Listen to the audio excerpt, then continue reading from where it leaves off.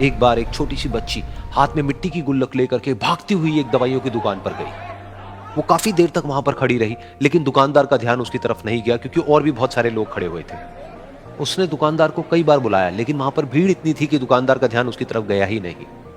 और फिर उस बच्ची को थोड़ा सा गुस्सा आया तो उसने अपनी मिट्टी की गुल्लक लेकर के वहीं काउंटर पर जोर से रख दी, जिसके बाद में जो दुकानदार था और जितने भी लोग खड़े थे वो सब उस बच्ची की तरफ देखने लग गए। और फिर उस दुकानदार ने उस बच्ची से पूछा, बेटे आपको क्या चाहिए?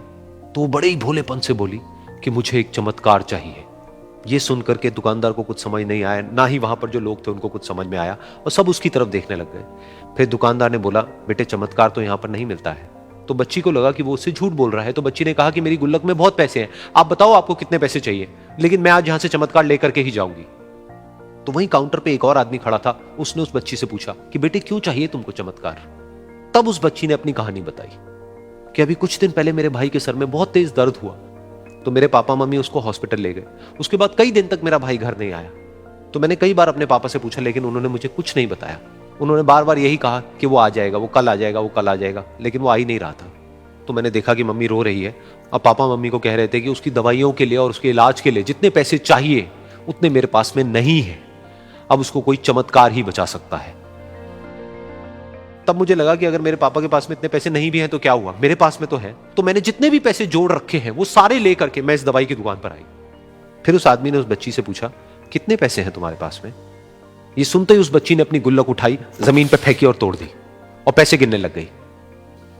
बाकी सब लोग खड़े होकर के उसको देख रहे थे।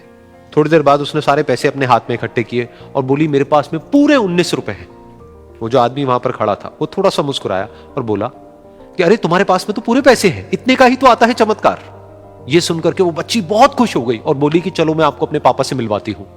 बाद में पता लगा कि वो आदमी कोई आम आदमी नहीं था, बल्कि एक बहुत बड़ा न्यूरोसर्जन था, और उसने सिर्फ 19 रुपए में उसके भाई की सर्जरी करी, और कुछ ही दिन बाद वो ठीक होकर के घर वापस आ गया। फिर कुछ दिन बाद वो बच्ची, उसका भाई, उसके पापा, उसकी मम्मी चारों एक साथ बैठे हुए थे और बात कर रहे थे। तो उसकी मम्मी ने उसके पापा से पूछा कि अब तो बता दो ये चमत्कार आपने किया कैसे? तो उन्होंने अपनी बेटी की तरफ देखा और बोले, ये चमत्कार मैंने नहीं, इसने किया है।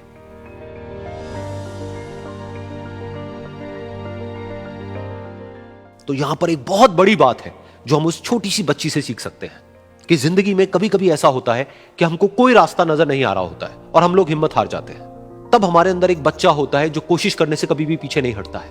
वो हार मानने को तैयार नहीं होता है क्योंकि उसको ना शब्द समझ नहीं आता है। वो बच्चा जिसके लिए कुछ भी नामुमकिन नहीं है, क्योंकि वो हर हाल में कोशिश करता ही रहता है।